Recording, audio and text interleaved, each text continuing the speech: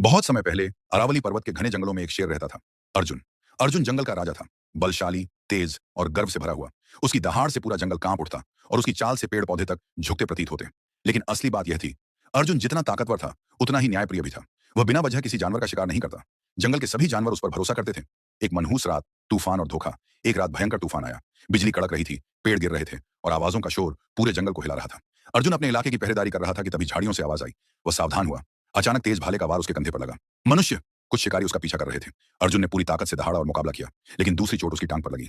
वह लहूलुहान हो गया। शिकारी डरकर भाग गए, पर अर्जुन वहीं गिर पड़ा। पहले कभी महसूस न की गई कमजोरी उसके शरीर को चीर रही थी। उस रात जंगल में शेर की दहाड़ नहीं, बल्कि उसके दर्द की कराह सुनाई दी।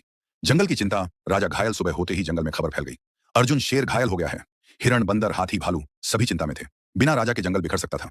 और उससे भी बड़ा खतरा था दूसरा शेर, भयानक रुद्र, जो पास की पहाड़ी पर रहता था और मौके की तलाश में था कि अर्जुन का इलाका छीन सके।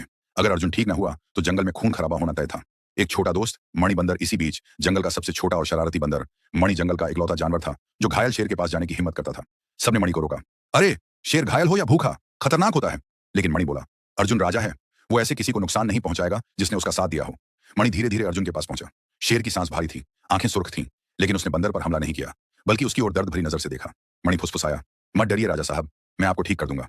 उपचार की खोज मणि जानता था कि पहाड़ी के उस पार एक बूढ़ी जड़ी बूटी विशेषज्ञ हिरणी धारा रहती है। वही सिर्फ पशुओं के घाव भर सकती थी, लेकिन धारा के इलाके में रुद्र शेर का आतंक था। कोई जानवर उधर नहीं जाता था। मणि ने जोखिम उठाया। राजा को बचाने के लिए जान भी चली जाए तो चलेगी।